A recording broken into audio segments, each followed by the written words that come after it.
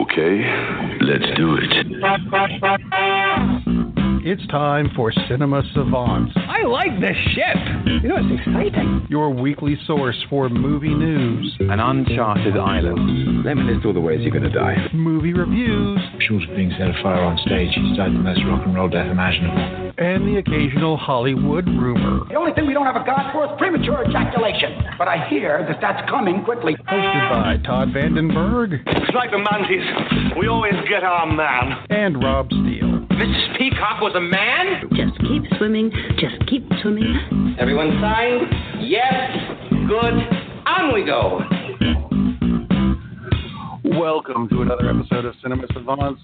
And we've got good news this week, which is why I'm confused, because normally I have so much crap that's come out, but this week it's good news. And continuing the good news, he's Todd Vandenberg. Do you know how good news that is? That he is Todd? I, unfortunately, am Dr. Eggman this week. But it goes with the good news, which is a good thing. And I actually want to start with something.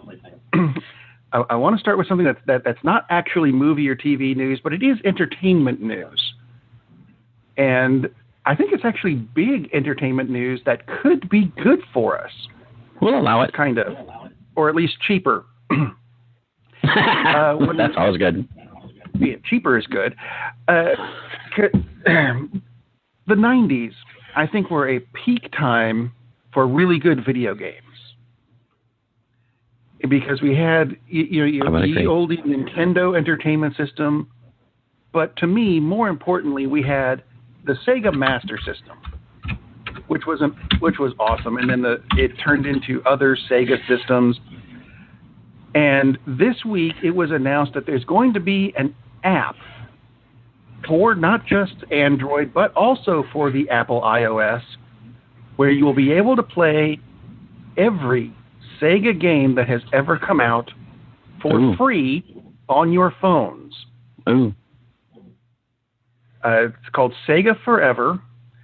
It was supposed to have launched this week. It's not available in my area, which is kind of annoying. And the big question so far that I've heard out of this is, but how do you control them? All the phones today are touch screens, and back then you needed a controller. Well, there's apparently this is where they're making the money. You can buy an old Sega controller for your phone now. Sweet. Play games for free. That's pretty awesome. Very awesome. I think it might be a good trade-off. Oh, yeah. Oh, my God. I just thought I'd do a little quick search, 90s video games, for those who may have doubted Rob. These are movies. Wow. These are games that came out in the 90s. Obviously, these aren't all Sega. Doom, Final Fantasy VII, GoldenEye, Super Mario 64, Metal Gear Solid, Mortal Kombat, Super Mario World, Donkey Kong Country, Half-Life, NBA Jam. I mean, my gosh. Oh, Quake, Super Metroid. These were fun games. Oh, my God. And they could a lot of them could be finished in a reasonable amount of time. They didn't have the games that they have now where you must devote 7,000 hours of your life to playing level 1. Yeah. No. And that's just too much work. Games are supposed to be fun, and these were fun games. Earthworm Jim. Sonic the Hedgehog, damn it. Sonic the Hedgehog. Well, I was saving that for last because, but Earthworm Jim, that would be the first one I would get, would be Earthworm Jim. My God, what an insane game. And Sega, so there you are. Wow, yeah, that's pretty sweet. And that was my big news of the week. But it's not. The big news of the week, and as soon as I found it, it was really weird. I found it out, I guess, Thursday morning when it was announced. And, we do the show on Sunday, so I hold on to the news. Okay. And I took my youngest daughter with me grocery shopping. And she was wearing a Star Wars shirt. And the cashier, who we ended up getting, looked at her and said, "Oh, you like Star Wars?" My daughter's like, "No, not really, but it's a shirt." which, is the way my kid works at this point. But the cashier got really excited and goes, you know who's directing the new Han Solo movie? Ron Howard is directing it. That's going to be so awesome. I'm like, well, I guess I don't need to save that for the show on Sunday, but she was excited. Cool that she was excited. It threw me off a little bit, but that's okay.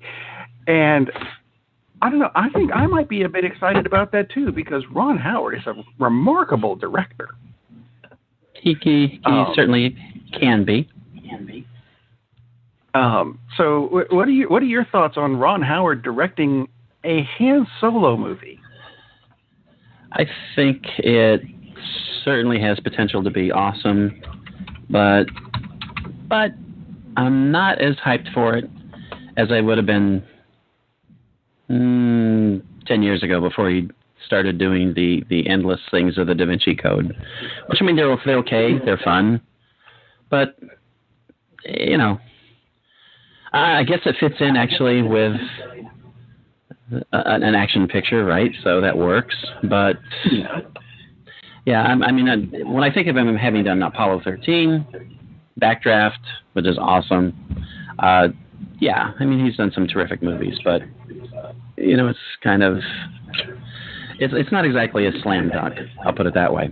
However, considering some of the hacks that are out there that they could have hired, it's great news, because obviously they're going for someone who can produce something that's entertaining and fun and also has some depth to it, and that's Ron Howard can certainly do that. So overall, that's pretty cool news. I'm not like, oh my God, squee, but this is very good news, I think. What's interesting to me is the reason that Ron Howard is the director now. The fact that there were creative differences. Here we are again. With the creative differences. When you hire people because of what they've done in the past, and these are the guys who did the Lego movie, and then for whatever reason you think, they're going too far off the path of what we want to do, why did you hire them?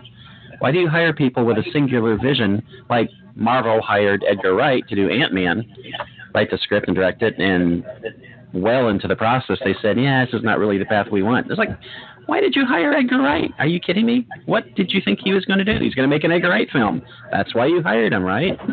So it's kind of bizarre that they hire people to make their kind of film, and then they don't like it when they're making their kind of film. Don't get it. We hired Tim Burton, but for some reason the movie turned out really twisted and dark and strange, and we didn't have enough assets to really understand it. Well, what were you thinking? Yeah, exactly. So then when that happens, that's a little odd. And I get the director's not the boss. The producer's the boss. The studio's the boss. Make the film the way they want it. But I would think that came up in the discussion when you're hired. It's like, okay, it should have. So at any rate, overall, that's good news for Ron Howard. It's to me, it's not like, that's a slam dunk. That's the best thing ever. But could he possibly make the best Star Wars film ever? And from the first. Yes, it's possible. And in that respect, that's a hell of a hire. Because he could.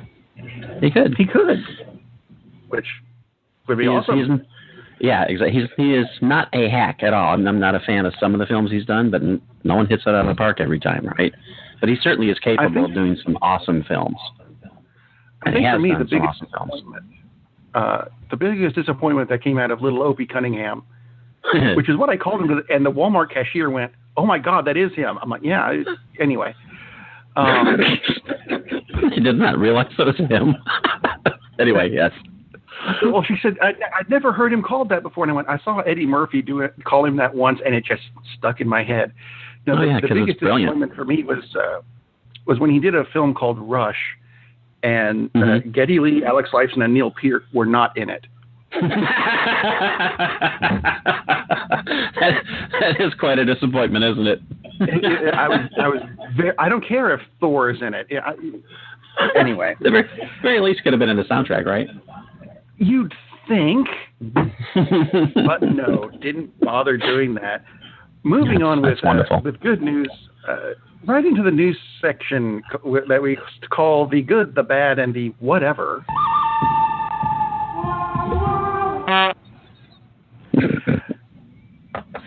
Sure, why not? It works.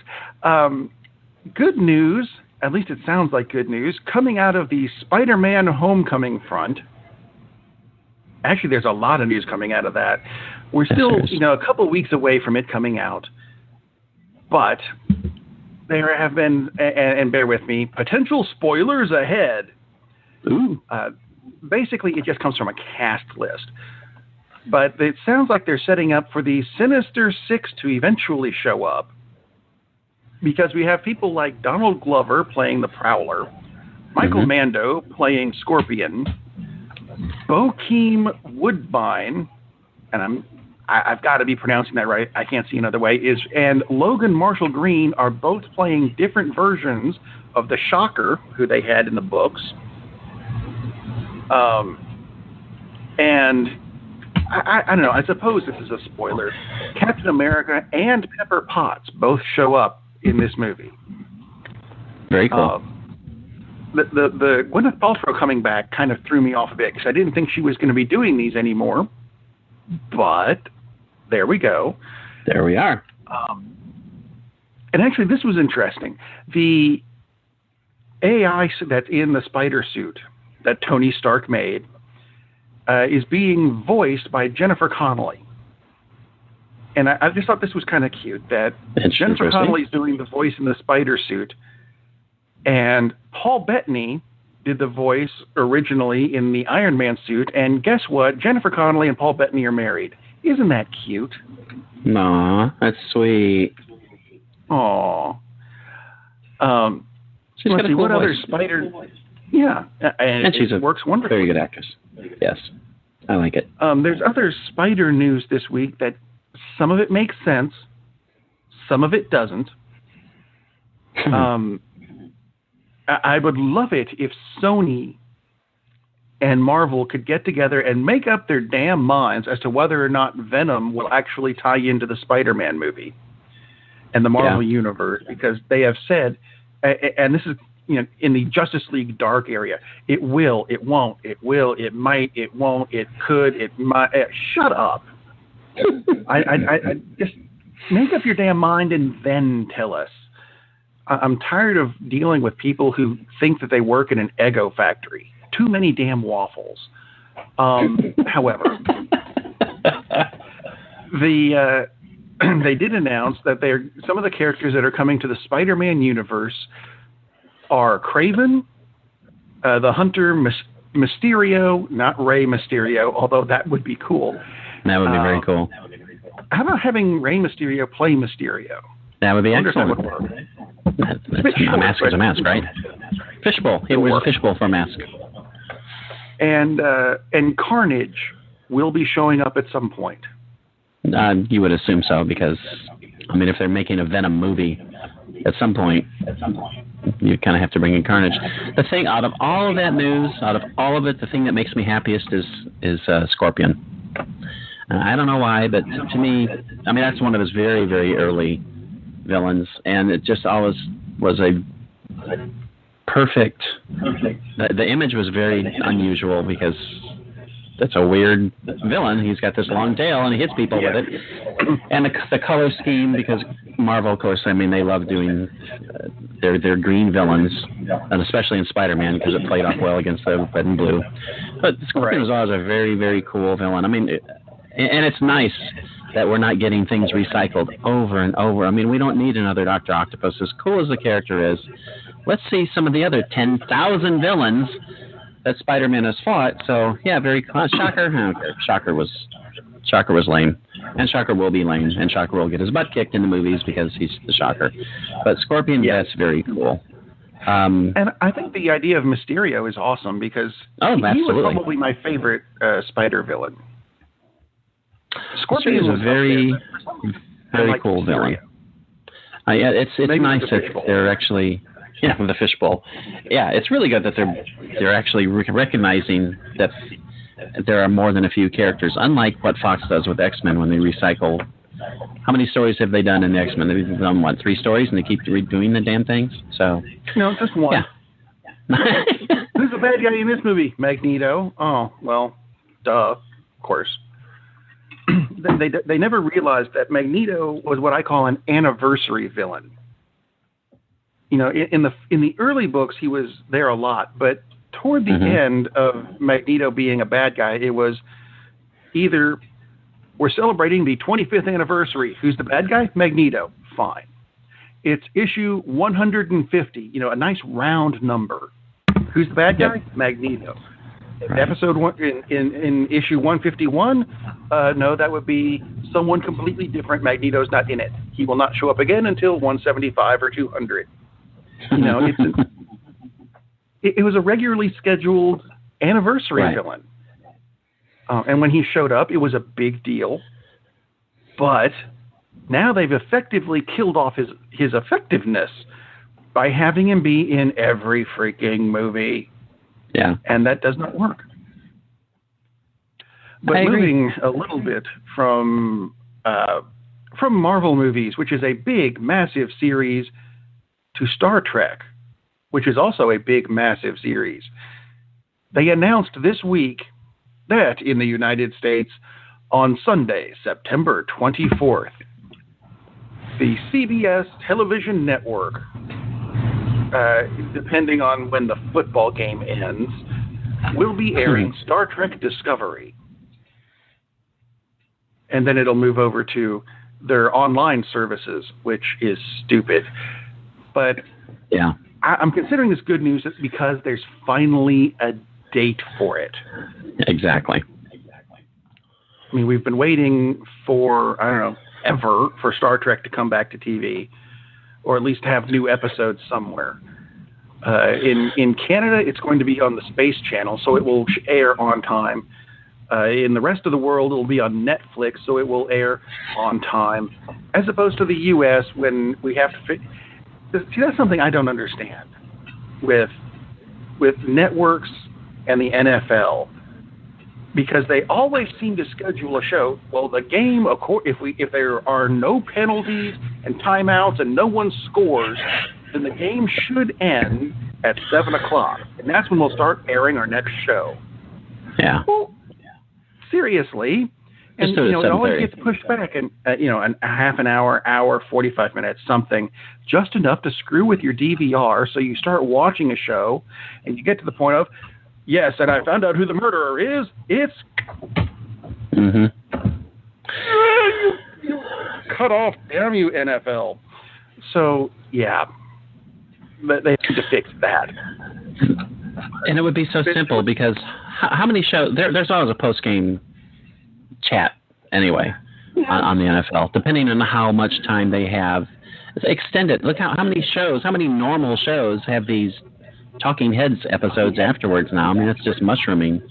It's like football is made for that, my God, because on the Super Bowl, when does it start? 9:00 in the morning and goes for 6 on Thursday. 9. Yeah, it's endless. People would eat that up, as I don't understand why they just don't say, okay, we're just going to do our NFL Today or whatever wrap up, and then look forward to next week's games and the Monday night game and the Sunday night game and the Thursday night game and all this other crap, and just start at 8:00 and do all the squeezing for your wrap-up show. If your wrap-up show has an hour, fine. If it has 15 minutes, fine. That's something you can actually work with. That would make much more sense. And it's not like no one is going to watch it. It's such an easy fix, it would seem. I've been saying that for years, and no one listens to me. They don't like us. No. Actually, other good Star Trek news, and I think this is kind of an interesting idea, although I can see it being phased out. The crew of the Starship Discovery, when they beam down to a planet in a tense situation, they're going to be wearing body armor. Yeah. Which I thought was a wonderful idea, but at the same time, on the one hand, it kind of makes sense, but on the other hand, if you have a weapon like a phaser that if it hits you, it's going to disintegrate everything, what's the point? So I'm thinking because this takes place before the Enterprise and Kirk and everything, maybe it's just an impact weapon of some kind. No one has phasers yet. That, and it'll make a good visual. So, well, I think, but too, I mean, depending on what kind of civilization they get to, I mean, you would think most of the civilizations you would be visiting wouldn't have that advanced weaponry, so it would certainly, you would assume the armor would work against, like what we think of as most 21st century technology, projectile weapons and things like that. So, it makes sense. Although the one thing that is weird is, like, why was it a good idea in this universe, and then how many years later is Kirk's time? It's a short period of time, right? It's 50 years or less than that. I was going to say 30. Yeah. Okay. But I don't have it. But now they phased it out. So in the context of everything, it does seem kind of odd that it's like, oh, we were smart enough to use body armor, but after that, we didn't bother with it. Even though Kirk and Spock and Scotty, all that group, certainly, especially the red shirts, really could have used body armor in a lot of those episodes. The number of times they got hit with a club or something, so odd that they got rid of it. That was actually one of my big problems with, what is the show? DC's Legends of Tomorrow. Adam is essentially wearing the Iron Man armor, but keeps getting the crap kicked out of him because he takes off the helmet, and hey, what do you know? He gets hit in the head with something like a vase. Yeah. And dude, don't take the helmet off until you're back in the ship.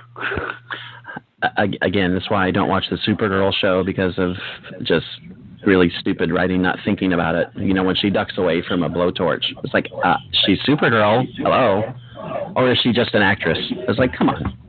So after that, I'm done. I mean, if you can't be bothered to write something intelligent, or Supergirl is not going to duck away from basically a Bunsen burner, I don't need to watch your show. That's ridiculous. So, yeah, a guy who's wearing armor and then decides to take off his helmet all the time so he can get his ass kicked because that drives the plot, that's sad.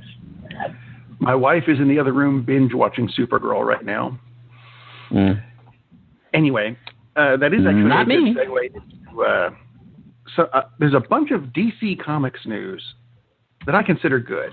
So let's get to these. Do you remember Mask of the Phantasm? Absolutely. Awesome movie. Finally coming to Blu-ray next month. There's not a specific date yet, which is kind of weird. But it's finally coming to Blu-ray, so I think that's going to be quite beautiful. Oh, yeah. If you can find a date, that'd be awesome, because the articles I have found have all said, it's coming in July. I'm like, well, that's a little vague.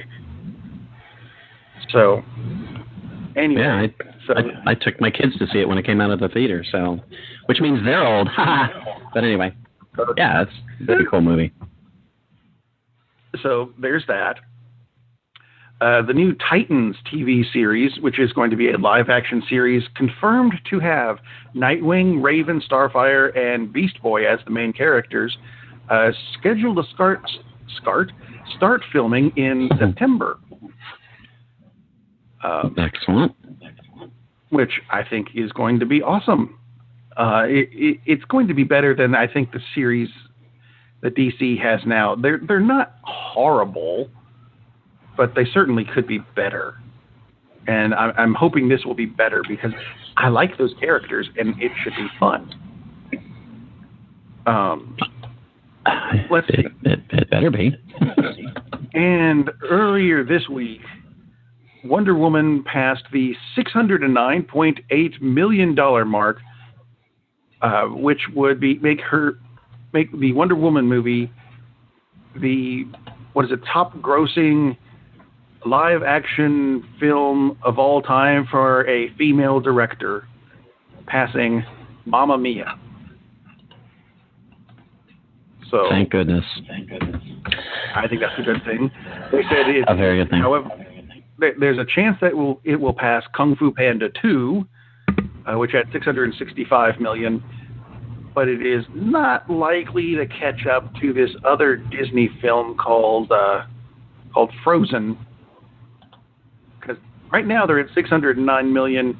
Frozen had $1.2 billion. I loved Wonder Woman. It's not going to get there. No, it's not going to get there.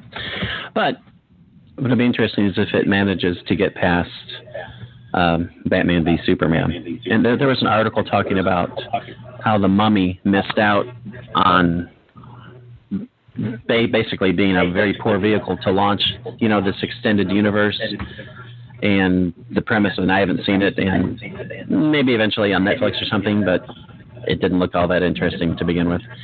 And the premise of this article was that it's just not a movie in itself. It's just a launch vehicle for a bunch of other things and doesn't really tell a really good, cohesive story.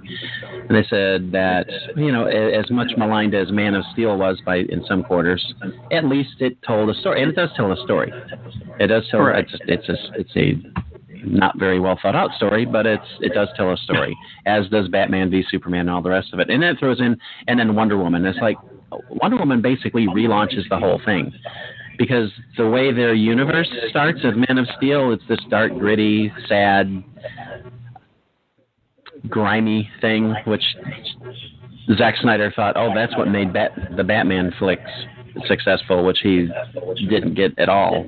That's not what made them successful. So he decided to make Superman, which is the opposite character of Batman, make him the same kind of grungy thing, and make Pa Kent this guy who tells Superman, don't save people, protect your secret. It's like, how the hell is that Superman? That is so moronic and stupid. That's what pisses me off about that movie. It's like, it's an anti-Superman film. It's dumb. And now you have Wonder Woman, which flips everything on its head. It's like, it is not following continuity. Yeah, she's in Batman v Superman, but she's a very different character. She's actually a superhero, where Superman is a guy who has a lot of powers and doesn't really feel like being a superhero too often.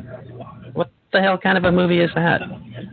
And Batman is this guy on this vengeance kick who, the only reason he doesn't kill off the big hero is because, how cute. Their moms had the same name. It's just ridiculous. Such crap. So Wonder Woman finally comes along. Honest Trailers again? No, I don't have to watch Honest Trailers. No. Wonder Woman in Honest Trailers is awesome. I'm not dissing Honest Trailers. I'm just saying I didn't need to watch Honest Trailers to have that viewpoint. And Wonder Woman is this bright light. And yes, she has moments of doubt, which is the opposite of Superman, who's basically, his whole character is nothing but doubt. And then he finally overcomes it every once in a while to do the right thing. It's like, this is the direction that DC can go forward. Wonder Woman is what's actually launching their shared universe in the right way instead of... Can you imagine how dour Aquaman would be, and still might be, but, if they had followed the path of Man of Steel and Batman v Superman? I mean, he's already not a fan of the surface world. So, yeah. Which would be an interesting take, but if you want to make superhero movies, make them freaking heroes. So it's about time they finally let a director, thank you, Patty Jenkins, come forth and make a superhero movie. So, thank God that Wonder Woman has corrected the crappy path they were on. And no, it's not going to catch Frozen, but it certainly deserves all the success it's getting. I have 2 other bits in the good news category, and I'm fairly certain they're for you. Yay. Because the first one, and you mentioned monsters a minute ago, and that's exactly where we're going with this. I know. Sherlock is an awesome series, and the co-creators, Stephen Moffat and Mark Gatiss, are going to write a vampire drama based on Bram Stoker's novel about some guy named Dracula. I think if they make a Dracula series that comes even close to Sherlock, that could be really cool. Oh, yeah, it could be the best adaptation of the character ever, easily. I've not heard if they're updating it as they updated Sherlock. I hope they would, and instead of making a period piece, just because. It's been updated a lot, but I think it would be better suited for that team to update the character. But the book itself is not remarkably short. Yeah, remarkably short, and not the greatest book to begin with. It's the character. It's all about the character, and it establishes so much of it. And the Lugosi's portrayal establishes a lot of what we think of as Dracula. But with these guys working on that, absolutely. absolutely could be the best adaptation ever. And there have been some wonderful, wonderful adaptations of the character and just the whole vampire world. So, yeah, that's awesome news. That could be brilliant. I mean, literally could be brilliant. Yeah. And actually, the other bit I have for you, although I'm not entirely sure that I would consider this brilliant, but I know you love these movies. They announced who's going to be the monster in the Godzilla sequel. Yeah, it's not brilliant, but it's fun. It's going to be not just Mothra, but also Rodan and the three-headed King Ghidorah. Am I pronouncing that right? Because I don't know that one. As far as I know. Yeah, that's yeah, that is really fun news. I mean, they've been mainstay villains for Godzilla, so it's cool that they're bringing them in before Godzilla faces off against King Kong. So, and then there's so much other things they can go on with Godzilla after that. Whether Godzilla dies versus King Kong doesn't matter. I mean, there's always another Godzilla. Godzilla's died in the movies since the very first Godzilla movie, and it doesn't exactly keep them from making more Godzilla movies. So, yeah, I think it's nowhere near the same category of news as, the team behind Sherlock is making Dracula. But it's fun. It's fun. It's very, very cool. So I'm interested to see their take on, especially on Mothra. Rodan is a big flying pterodactyl, and King Ghidorah is this gold three-headed dragon that shoots it like electricity. Mothra would be interesting because Mothra is always a strange. I mean, it's a big moth. That's a weird concept for a monster, and it's a heroic monster in everything. So it'd be interesting to see what they do with Mothra, what the design will look like. But yeah, that'll be a lot of fun. And yay, Godzilla movies. I mean, it's supposed to be fun. So yeah, I saw that and it's like, oh, that's really cool. That'll be neat. But from there, we kind of wander into the bad news area, and there's not a whole lot this week. Thank goodness. There's not much. And it's not even, this week, it's not even that bad.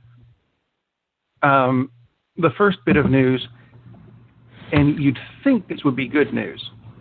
I don't see it as good news yet. The new Star Wars trailer is coming next month. And you'd think that would be good news, except they have announced that the trailer that's coming out is shorter than the teaser we already have, which just aggravates me. I mean, I honestly am not expecting any new footage, just a remix of what we've already got. And no, we don't. I'd like to know the plot, please, or at least have a general idea. Mm-hmm. And we're not. I don't see us getting that, which is stupid. So I'm going to move on to the next bit of bad news. And the next bit of bad news is it's a simple thing that we already knew, and it's Transformers: The Last Night came out in theaters. That's the only bad news we have. Every review I have seen on it has said, "Oh my God, this movie is hideous." But there can be good news that comes out of it. Mark Wahlberg and Michael Bay have both said, we're not going to be in the next one, although everyone has said Michael Bay will be doing the next one. But seriously, that's it. That's the only bad news we have this week. You mentioned Transformers having just awful reviews, and it didn't really do well at the box office. I mean, compared to expectations, it's bombing at the box office. I mean, it made $45 million, which is, for most things, that's good. But it's made about half of what the previous Transformers movie made. And it has nothing to do with the pet theory of Hollywood that Rotten Tomatoes is ruining box office. Here's the Rotten Tomato critics consensus for the first Transformers movie, 57%. The next one, 19%, 35%, 18%, 15%. It's not exactly because critics are killing it, because the actual audience, 57%, 55%, 51%, 58%. The audience likes this best of any It's just fatigue from watching the same damn thing over and over. Oh, let's watch some robots destroy each other. Over and over and over. It's the same freaking movie over and over and over. So at some point... But Mark Wahlberg likes that if you've seen his commercial for AT&T's Unlimited thing. He does like that. His commercials for AT&T's Unlimited are some of the best work he's ever done. They are hilarious. I love those commercials. I'm not going to get AT&T's crap because their service sucks. No. But it does make me laugh. It's much better than a lot of the things he's actually been in, which, no fault of his. Sometimes he's in bad vehicles, which happens. Like all of the Transformers movies. He's getting a paycheck. I'm sure he isn't sad about it. You just mentioned both commercials and vehicles, which goes straight into the first whatever news. And I saw this just before we came online today. A Lexus commercial set in the year 24 something or other. Apparently, this is a massive product tie-in where Lexus makes all the spaceships in the forthcoming Valerian and the City of 1,000 Planets or whatever that movie is called.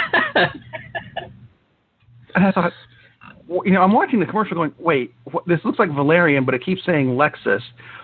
And then they show a close-up of one of the spaceships that he's in, and son of a bitch, there's a Lexus logo on the front of it, a hood ornament. I haven't had a chance to go back and look at the actual trailer yet, but now I'm going to just to see if there's a Lexus logo on any of the other spaceships. I just saw that and went, what? Really? No, don't do that. Well, go ahead and do that. It'll give them money, I suppose, but that's just weird. That is very weird. Product placement. I mean, perhaps that's how movies like Adam Sandler's movies make their money is product placement, because they sure don't make it from anything else. Before we move on to Adam Sandler, I just thought of, I was thinking about. Just want to mention Power Rangers. Do you remember when the Power Rangers movie came out? Vaguely. Yeah, I don't even remember. I just kept thinking, is that coming out yet? It came out in March. I mean, that's how much. I wasn't. Yeah, it's coming out on DVD this week. I mean, that's how much of an impact it had. I mean, this is exactly what this Transformers movie is going to be like. Because about the same number of people saw it initially. It'll probably double its box office because a few stragglers will go that didn't catch it the opening weekend, and that'll be it, and it'll be gone. Maybe, please, this will convince him I'll make one more, because that way I can have 2 trilogies, and then we're done with this crap, and then Michael Bay will die of old age. I don't wish anything bad on him, but just stop making these frigging movies, please. It's not that I'm forced to watch them, but when the ads come on TV or they come on online, it annoys me. So go away with your crap. Anyway, continue, sir. I saw the what is it? I mentioned them earlier.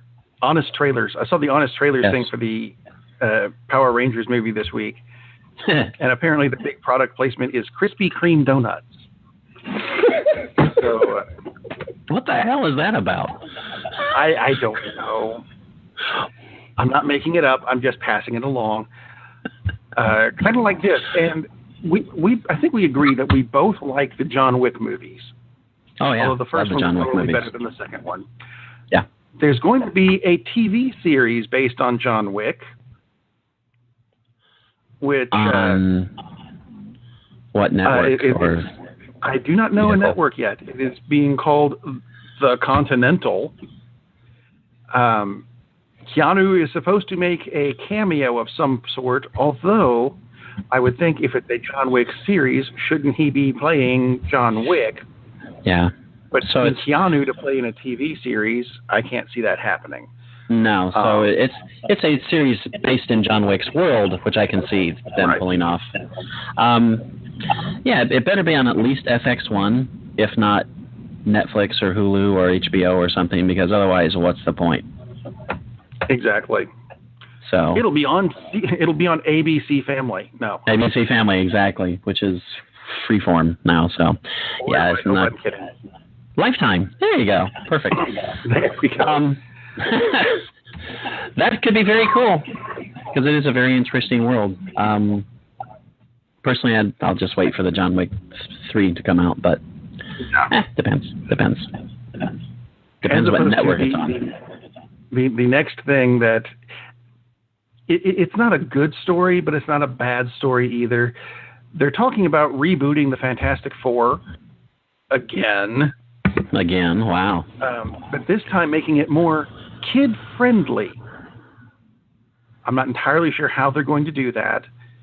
Kid-friendly, huh? I would like to point out that Michael Chiklis made, in physical appearance, made a better Ben Grimm than whoever it was in the reboot that was a couple years ago.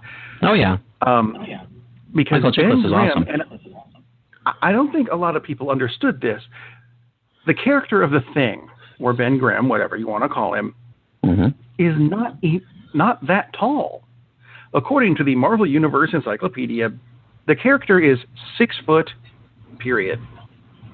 Not 6'9", not 8 foot something. 6 feet tall.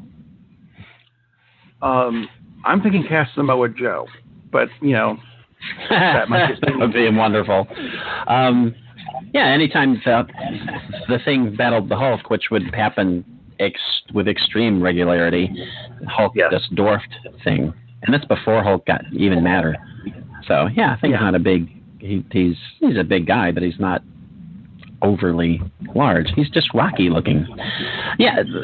Making it kid friendly. Why don't you make it moviegoer friendly? Start with that, and then worry about making it kid friendly. I don't get the point of making it kid friendly. What? Jesus. I'm not sure how that would work. I mean, the first movie. What's the point? I thought was kid friendly, but what do I know? Yeah. They're going to try to make it more like The Incredibles. The Incredibles was the Fantastic Four, just with done right. Variation. And which is sad. The Incredibles is by far the best representation of the Fantastic Four ever done, and likely will remain so. And it's not officially the Fantastic Four, but absolutely had all the dynamics. A little different because they were both kids, but still, it's the same concept. The superhero family. Speaking of remakes and reboots and whatever, I was channel surfing earlier this week and came across the Reels channel. And the show that they were playing at the time was the movie Roadhouse. And I thought, I have not seen that in a very long time. And I hit the info button on it. I'm not sure why, because I know who doesn't know the plot to that movie by this point. Right. But it said it was a 2017 version with Rhonda Rousey being played on the Reels channel. And I thought I don't even recall that coming to theaters. And I was right. It hasn't. Although it might still. It was not the Rhonda Rousey version. It was the Patrick Swayze version where a polar bear fell on him. And best line in the movie, I thought. Anyway, that just threw me off. But are you interested in seeing a reboot of Roadhouse starring, and I'm not knocking Rhonda Rousey at all because it's my ass. I want to see a remake of that at all starring anyone. I because it's Rhonda Rousey, I kind of am because I'm interested to see if she can act. And no, I did not see The Expendables 3, and I know she's in it, but I don't really want to watch Big Truck blow up again. I saw it the first time, and I didn't watch it the second time, and I'm not going to watch it the third time. Just because she's got the potential. I mean, if she can act, that would be pretty cool. Gina Carano, who a long time ago predecessor of Miss Rhonda, who was by far the best female martial artist until a drug-fueled beast beat her. She's actually a really good actress. And it would be pretty cool to have another female action star who can actually act and not be boring, etc. So, I'm interested for that reason. But, if you haven't seen... Gina Carano was in Deadpool. So if you've seen Deadpool, you've seen Gina Carano. Should check out a movie called Haywire. Came out about 6 years ago. She's excellent. She's actually the lead. They trusted someone with not a lot of acting experience to take the lead, and it's really, really good. It's a very cool movie. So, yeah, if we can get another Gina Carano going, absolutely. And that's why. I don't really care that much about the movie Roadhouse. It's fun. But I'm interested just for that aspect of it. And then Ronda Rousey can be in a Marvel movie, too. That would be also pretty cool, if she can act. We'll find out. Yeah. Maybe. Someday. As opposed to the big trailer that we got yesterday, Pitch Perfect 3. You know what? I didn't watch it because I didn't care about the first two. So I'm not even going to watch the trailer for the third one. So there. Ha ha ha ha ha. Kind of like Adam Sandler movies. I don't care, so I'm not going to watch them. Although, you did some research this week. Yes, I've been dogging Adam Sandler a lot for his atrocious movies lately, and admitted that I didn't watch them just because looking at the trailers, I knew I didn't need to watch them. So I decided I would watch his latest Netflix picture, which has far and away the best reviews of any of his Netflix Drek. It's got a 28 on Rotten Tomatoes, and yes, that's the best reviewed Adam Sandler movie that he's done for Netflix. So I watched it. And, it's not really that bad. It's an okay film, but far and away the worst part of it is Adam Sandler. If somebody else had been playing the lead character of Sandy Wexler, it would have been a better movie. It has tons of cameos, celebrity cameos, and the premise is he's a talent agent. So I thought it would be kind of like a takeoff on Broadway Danny Rose, but a bad version. But it's not even like Broadway Danny Rose. Basically, he's an agent, and he's a schlep, and he does a terrible job, but he really loves his clients, and that's the story. It's like, he's got a good heart. He's very incompetent, but he's got a good heart. And Sandler, that's basically what Sandler plays in almost everything. He plays a schmuck who has a good heart. So this is his wheelhouse, and he swings and misses a lot because that's also what he does. He's in his wheelhouse and still can't, get a single because that's him. Rob Schneider's in it. He's in it very little, so it's okay. And he's playing a character, so it's somewhat interesting. Kevin James I don't like Kevin James. Thankfully, he's just Kevin James. He's kind of a waste. The only person that was in it that I thought was entertaining was Colin Quinn. You don't see Colin Quinn in much of anything anymore. If you don't know Colin Quinn, stand-up comic, he was on Saturday Night. He is not. Well, he's in Sandy Wexler, so maybe same thing. Purgatory, let's put it that way. But he is awesome. And basically, he's playing a version of his stand-up character. If you remember him from Saturday Night Live, and I know you do, but our listeners, if you remember him from Saturday Night Live, very acerbic, very dry, kind of the comic who's too smart for the room kind of thing and knows it and tells the audience. So that's part of the big reason why he never made it like as a huge star. But he is awesome in this movie because he is the counterbalance to all of the dreck and sweetness and over-saccharine crap that Adam Sandler comes up with in this film. And yes, Adam Sandler is one of the co-writers, so it's his fault. Jennifer Hudson is in it. She's okay. Great singer. You can't really tell if her acting's any good in this, and she is a really good actress, but there's not much for her to do. I mean, she's the love interest, the long-term, unrequited love interest for Adam Sandler's character. So she's interesting. She's, she sings frequently, which is nice. That almost saves the film. But yeah, the only reason to really watch the movie is because Colin Quinn's bits are fun. So out of the roughly 2 hours or whatever, I think it's like 2 hours, Colin Quinn's 15 minutes are really entertaining. I really enjoyed Colin Quinn's parts. Other than that, it's typical Adam Sandler shtick. And it's just, if it's the kind of thing you want to see, then watch it. But again, going back to, as we were talking a couple weeks ago about this concept that Rotten Tomatoes is killing movies because critic scores keep people from watching it. Well, the audience score, now who's going to watch an Adam Sandler film? People who are predisposed to watching Adam Sandler movies, right? If you know you don't watch, you're not going to like Adam Sandler, you're not going to frickin' watch an Adam Sandler movie. 42% of the people who wanted to see an Adam Sandler movie liked this movie. 58% people who wanted to watch Adam Sandler, who like Adam Sandler, didn't like this movie. What the hell does that tell you about the work he's done lately? He's completely lost it. And early Adam Sandler stuff, The Wedding Singer, I know it's one of my guilty pleasures, and it's the same kind of character, but that's such a sweet movie, and it's not overly done to me. That is a really, really good movie, and he hasn't done anything remotely that good since then. And it's sad. He keeps on trying. He's made it seems like he's made 19 movies now since then, trying to recapture. Oh no, just with that one particular actress, trying to recapture the magic of how that worked. And it just doesn't work. You know, it's like I saw the ads for Blended, and it's like, no, I'm not going to subject myself to that because it looks awful. So, not going to happen. I mean, Drew Barrymore is not going to save your Blended, by the way. 14% Rotten Tomato. Half as good. Ouch. Half as good as Sandy Wexler. So, yeah. It's like, dude, sit back and get funny again, please. Or have someone else write the things. That would help a lot. That would help a lot if we would stop writing. Because, Jesus, you're writing dreck and crap. And, like I said,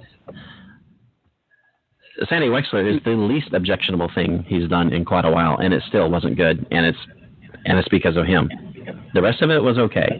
He dragged it down. That's pretty bad when it's your vehicle and you're the worst part of the film. Ugh. You know, Colin Quinn, Saturday Night Live has never really been my thing, because there was always too much stupid humor in it for me to really get into Saturday Night Live. I think the best Colin Quinn performance was on a show called Win Ben Stein's Money, where I'm trying to remember all I can remember is him being like he wasn't exactly he was like a recurring contestant or something. Must have been. It was just really weird because I remember him being on that show multiple times, but of course never winning because Ben Stein is smart. I don't know. Just me, I suppose. Just a thing. Yeah, but, Adam Sandler has never, even with The Wedding Singer, never struck a chord with me. He was always just... I'm not a fan of stupid humor, and that always seems to be the direction he took everything. Oh, yeah, definitely. And there's a ton of it in this movie. I feel like if I watch these movies, I'm going to come out less intelligent than when I went in. And I think that's where, a lot of our society might have gone to, is there's a ton of stupid comedy movies. Oh, yeah. We need to have more smart comedy movies. Stop dragging us down, kind of thing. That's just my opinion. I can get hate mail. Go right ahead. We have an email address, cinemasavants@coil.us. Send us email. Complain to me about stupid movies or something. Just saying. Yeah. See, I threw that. I snuck in our email address, something I've forgotten to do for the last 3 or 4 months. Very slick on your part. Ta-da. But, yeah. I've run out of stuff. I didn't watch any movies of any significance. I've run out of stuff. Other than the Sandy Wexler thing, I did watch the new film. It's new to Netflix, called The Stanford Experiment, and it just came out a couple years ago. And it is about the actual Stanford experiment, where this was done in the early 70s. The psychology department decided to run this study on how does prison affect people's attitudes, morality, etc. So they took 12 Stanford students, because it was at Stanford, and was it 12? No, it was 18. Took 18 students, half of them were guards, half of them were prisoners. Basically, they just flipped a coin to decide who were guards, who were prisoners, after they screened them for suitability. And it was, according to the film, it was remarkable how quickly those who were assigned as guards fell into the attitude of abusing their authority. Now, they were told they could not physically harm the prisoners. That was part of the gig. No beating up people in the study, and they didn't, for the most part. There were a couple incidents, according to the film. But they played this psychological warfare game with the prisoners, and the people who were prisoners fell into the role of being subjugated so quickly that things got so out of control, with people just almost having psychotic breaks as far as the prisoners, that they wrapped up the experiment in 6 days. And that is accurate. Wow. That's how long the experiment actually lasted. They actually did have to stop it in 6 days for those reasons, because people got into that mindset so quickly of having the authority and being able to tell prisoners what to do just because they could tell them what to do. And the prisoners fell into the role of, well, I'm a prisoner, I got to do it, as opposed to just standing there and saying, dude, we're in a study. Calm the hell down. In which they tried to, but they were beaten down so quickly. And it's just a really, really fascinating film. And Billy Crudup plays the lead psychologist. Really interesting flick. There are some really interesting roles in there. One character who, the psychologists who were watching this, and this is 24/7. They used like some closed up part of the university for the summer and had them in there. And they dubbed this one guard John Wayne because that was the shtick he applied. And he said he claimed he was doing his own study within the study of how far he could go, just as far as abusing, again, mentally abusing the prisoners. It was really interesting and really sad, and speaks a lot to our times. I'll just put it that way. And the psychologist is still around, and he's still lecturing on this concept of authority and how it can corrupt people. So definitely worth watching. And again, that's on Netflix. It has a Rotten Tomato score of 83%. Yeah, it's a really good movie. Not a laugh fest, unlike. Well, actually, just like Adam Sandler movies, there's no laughs to be had in this. So Adam Sandler could have been in it. Kind of wish he had been one of the prisoners. A couple other things I did want to mention is if you are listening to our show, you will not have time to go see it unless you're listening on your phone today at 1 o'clock. So again, you're going to miss it. So sorry. My Neighbor Totoro is being re-released at theaters today at 1 o'clock in the dubbed version, but that's okay because tomorrow night at 7. Check your local listings. As far as I know, Regal is basically the chain that's doing this. I haven't seen any others. Yeah. But could be others. But I know Regal is. Tomorrow night at 7, My Neighbor Totoro in the original Japanese language with subtitles, and that's the better way to watch it anyway. But what a great movie. Absolutely great movie. If you're looking for something to take the kids to see, go see it. And if you're looking for something to see for yourself, go see it because it's a wonderful movie about the changes that kids go through when they're kind of uprooted, when they have to move, and how important friends are, and it's done in this fantasy setting. It's just easily one of the best of the Studio Ghibli films. And then again, at the end of July, there'll be the next one in the list. So there's 6 in all coming out towards the end of the month, every month. So keep an eye out for that. But My Neighbor Totoro is just an awesome, awesome film. Highly recommended by us both. I think the only thing I didn't like about it was the cat bus, because it was You didn't like the cat bus? Because it was just a little bit too weird. It's so weird. That's what's cool about it. It's so weird. It is, it's cool. But like there's something about it that made me go, okay, ooh, creepy. I don't know what it was. Exactly. It's totally creepy. I'll admit, it's probably just me. No, I think that's the point. I think the point is it's totally creepy. Now, exactly. See, everyone who hasn't seen it, now you have to go watch it to see what the hell Rob is talking about. And yes, The cat bus is very creepy. It's so out there. It's so bizarre. So much of the movie is bizarre, but it's a blast.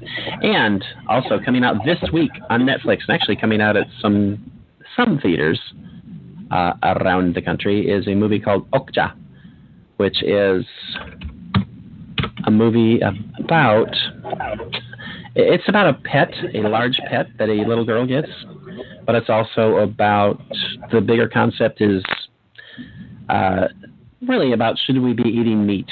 And from what I understand, it doesn't really pop you over the head with it, but that's kind of the concept. It's from Joon-ho Bong, who's done some awesome movies like Snowpiercer, The Host, Mother. I've seen all three of those. And Snowpiercer I wasn't as in love with as most people, but like I think it's like a 93% or something crazy on Rotten Tomatoes. So this is a South Korean director. He's done some awesome movies. And the early word on Okja is that it's also another terrific film. And again, it's a fantasy that has real-world implications, but it just looks awesome. This young girl picks up this pet, and it's a pet that is not intended to be a pet, and things go on from there. So, end of the week on Netflix, OKJA. It sounds kind of like something that we had on the 2 Pages Project a couple weeks ago, a story called The Chopping Block. Just from the title, I would say yes. Yeah. That would fit in. Excellent. I'll throw that out. He stole it. He stole it from the chopping block. Sue him. Except I didn't know it existed until just now, because, yeah. Oops. Sorry. No, I'm saying you should sue him. Oh, I should sue him. Totally, yeah. he totally absolutely. Took it from me. Yours came out first. And in a matter of 2 weeks, made a movie. The guy works fast. Damn clever of him. One take bomb. Wow. That's what they call him. So, anyway. Speaking of other shows, there will be a 2 Pages Project story this week. Yes, there will be a very special SWAT show on Friday, if I can get the video done by then. Yeah, that's right. There's going to be video that goes along with this week's episode. Lovely. So there. Lovely and awesome. No, it's not going to be pictures of me because I don't want to look at me. It'll be other stuff. I'm just saying. And you also want to keep an ear open for Late Night Parent. As believe, Ted has his show, the local show up in Long Island, but you can find it at latenightparent.com. And Wednesdays he will have the Happy Hour Network version. And for now, that's it. I think that's all I got. Yep. Mission accomplished. Our work here is done. Have a good week, everybody. Ariel! Oopa! Ride! Do you think they will let me live in Montana? I was thinking of the immortal words of Socrates, who said, I drank what? Man, we have a weird job.